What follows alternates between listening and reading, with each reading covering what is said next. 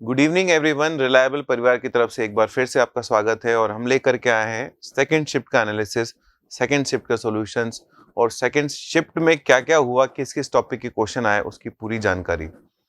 आप लोगों ने होपफुली जो बच्चे आने वाले समय में एग्जाम देंगे, हमारे दिन भर के जो वीडियोस है वो देख लिए होंगे और इस वीडियो में आप जानेंगे कि सेकंड शिफ्ट में किस तरह के क्वेश्चंस आए। देखो, सबसे पहली बात जो प्राइमरी जो बच्चों से मुझे पता चला वो ये है कि फिजिक्स का पेपर फिर से पेपर 1 जैसा था। आज की शिफ्ट के दोनों जो पेपर हैं वो मोरलेस इजी साइड पे हैं। कोई ऐसा क्वेश्चन नहीं है जो उलझाने वाला है फिजिक्स में, अभी तक की जो रिपोर्ट है। और सेकंड वाली जो शिफ्ट है उसका पेपर भी इजी है। तो हम देखते हैं। सबसे पहले तो देखो, मैं आपको एक डिस्क्लेमर दे दूं। ये जो क्वेश्चंस मैं आपको बताने जा रहा हूँ, जो सॉल्यूशंस आपको बताने जा रहा हूँ, ये सब हमने बच्चों से रिट्रीव किए हैं। उनसे मेमोरी उनको कितना याद रहा, कितने कौन सा क्वेश्चन आया था, हो सकता है कि इसकी लैंग्वेज एग्जैक्टली ऐसी ना हो सकता है डेटा में कोई चेंज हो। तो आप इन क्वेश्चंस को एज ए रेफरेंस यूज करेंगे। जब ऑफिशियल पेपर आएगा तो हम दोबारा से फिर से आपके सामने सॉल्यूशंस को लेके आएंगे। लेकिन फिर भी जिज्ञासा रहती है, खास तौर पे जिन बच्चों ने आज एग्जाम दिया उनके मन में, और जो आने वाले समय में एग्जाम देंगे उनके लिए। तो ये पहला क्वेश्चन है बच्चों, जो कि ऑलरेडी पूछा जा चुका क्वेश्चन है। डिट्टो ऐसा कैसा क्वेश्चन पूछा था, उसमें जो पूछा गया था, ये पूछा गया था कि a बाई बी स्क्वायर की जो डायमेंशन होती है किसकी डायमेंशन होती है, प्रेशर की डायमेंशन है या बल्क मॉडुलस की डायमेंशन है। तो सबसे पहले तो आप देखिए, b की डायमेंशन वही है जो कि वॉल्यूम की है। इसका मतलब आप बोल सकते हो यहाँ पर दरअसल a by v square into v minus b है, तो ये एक तरह से वॉल्यूम की डायमेंशन है। So this is a divided by volume square. B square is nothing but a divide by volume square. अब आप देख सकते हैं a बाई वी स्क्वायर जो है उसकी डायमेंशन तो प्रेशर की डायमेंशन है। इसका मतलब इसकी डायमेंशन जो होगी a बाई बी स्क्वायर की, वो वही होगी जो कि a बाई वी स्क्वायर की है। So this is pressure. वो जो पिछला क्वेश्चन था ना, उसमें उन्होंने बी स्क्वायर बाई ए पूछा था, तो बी स्क्वायर बाई ए की जो डायमेंशन आती थी वो आती थी कंप्रेसिबिलिटी। इस बार यहाँ पे सीधा डायरेक्ट प्रेशर है, और प्रेशर का डायमेंशन फॉर्मूला होता है m1l-1 t-2 force divided by area.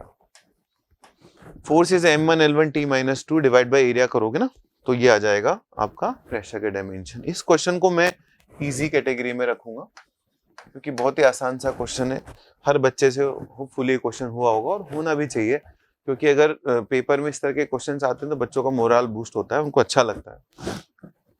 Coming to second question which is a theoretical question, हालांकि प्रैक्टिकल पे बेस्ड है लेकिन थ्योरेटिकल है, इसमें कोई कैलकुलेशन नहीं करनी थी। There can be a positive zero error in vernier calliper. Yes, हो सकती है। किस वजह से हो सकती है?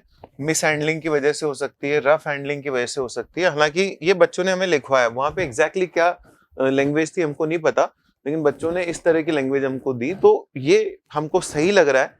This is the reason, this is the assertion and this is the reason. हो सकता है मिस हैंडलिंग की वजह से उसमें पॉजिटिव जीरो एरर आ जाए। हो सकता है आप जब उसको टाइट कर रहे हो वर्नियर कैलिपर को, तो आप पूरी तरह से टाइट ना कर पाओ। हो सकता है कि कुछ उस पर डिपॉजिट हो जाए। हो सकता है कि बार बार आप उसको अगर तेजी से उसको यूज कर सकते हो, तेजी से रोटेट शिफ्ट करते हो, तो हो सकता है कि वहां पर कुछ ना कुछ लूज हो जाए, तो मिस हैंडलिंग की वजह से जीरो एरर आ सकती है। तो ये था बच्चों क्वेश्चन नंबर 2। अब एक क्वेश्चन और है जो कि मैं आपको यही बता देता हूं। वो क्वेश्चन जो है बहुत आसान सा क्वेश्चन है, क्वेश्चन नंबर 3। उसका पीपीटी अभी रेडी हो रहा है, लेकिन वो क्वेश्चन इतना छोटा सा है कि मैंने सोचा मैं आपको खुद ही बता देता हूं। क्वेश्चन है, you have an RLC circuit, जिसमें आपको एल की वैल्यू दे रखी है और सी की वैल्यू दे रखी है। मैं आपको एल और सी की वैल्यूज भी बता देता हूं। इसमें जो एल की वैल्यू आपको दे रखी थी वो थी 100 divide by pi millihenry. This is 100 divide by pi millihenry. और जो सी की वैल्यू दे रखी थी वो थी 10 to the power -3 divide by pi farad. ठीक है, इसमें जो फ्रीक्वेंसी दे रखी है 50 हर्ट्ज दे रखी है, और आपसे पूछा जा रहा है इसका पावर फैक्टर बताओ। देखो, पावर फैक्टर का जो फॉर्मूला होता है r by mod z. Cos phi होता है पावर फैक्टर, उसका फॉर्मूला होता है आर बाय मोड जेड। लेकिन ये डेटा ऐसा दे रखा है कि आप इसका जो एक्सएल है उसको चेक करिए।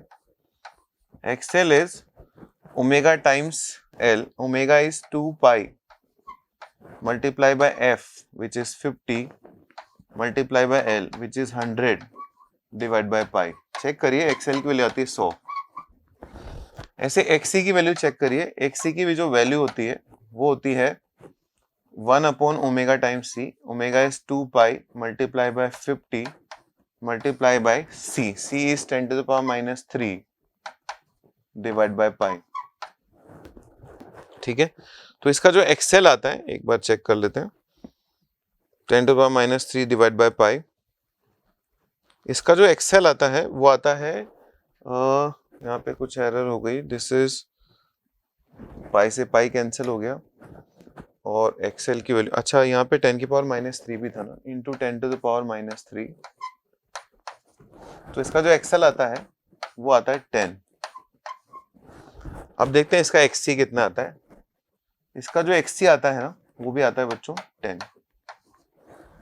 इसका मतलब एक ऐसी सिचुएशन है जिसमें एलसीआर सीरीज सर्किट है लेकिन एक्सएल एक्ससी के बराबर है। जब एक्सएल एक्ससी के बराबर होता है तो वो रेजोनेंस वाली सिचुएशन होती है और उस केस में जो मोड जेड की वैल्यू आती है वो आ जाती है आर के बराबर, बिकॉज एक्सएल एक्ससी एक दूसरे को कैंसिल कर देते हैं, so your power factor will be 1।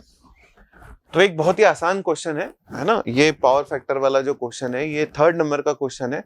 जब आप हमारा पीडीएफ डाउनलोड करोगे तो वहां पे आपको प्रॉपर एक क्वेश्चन की फॉर्म में मिलेगा, लेकिन अभी वो टाइपिंग स्टेज में चल रहा है इसलिए मैंने सोचा छोटा सा क्वेश्चन यहाँ लिख देता हूँ। तो ऑब्वियसली आपको ये बात समझ में आ जाएगी जिन्होंने एग्जाम दिया है कि क्या क्वेश्चन था और मैं क्या कहना चाह रहा हूँ। सो हमारे साथ जुड़े रहिए, बाकी सभी क्वेश्चंस के सोल्यूशन आपको बहुत जल्दी मिलेंगे। फर्स्ट पेपर के हम लोगों ने बहुत सारे क्वेश्चंस निकाल लिए हैं, 3-4 क्वेश्चंस बाकी हैं। हो सकता है रात तक बच्चे हमें वो भी क्वेश्चंस भेज दें। आप लोगों से एक रिक्वेस्ट है कि जितने भी बच्चे जिनको आप जानते हो जिन्होंने जेईई मेन एग्जाम दिया है या आगे देने वाले हैं, उनके साथ इस वीडियो को जरूर शेयर करिए। उसके अलावा यदि आपको लगता है कि किसी भी क्वेश्चन में कुछ चेंज होना चाहिए, हम कोई डेटा मिस कर गए या हो सकता है हमारी लैंग्वेज में कोई चेंज होना चाहिए, तो जो भी आपने अनुभव, जो भी आपने देखा है वहाँ पे ओरिजिनल क्वेश्चन, आप प्लीज हमको कमेंट बॉक्स में लिखिए ताकि हम उसको कमेंट कर सकें। Thank you very much, stay tuned with us, good night.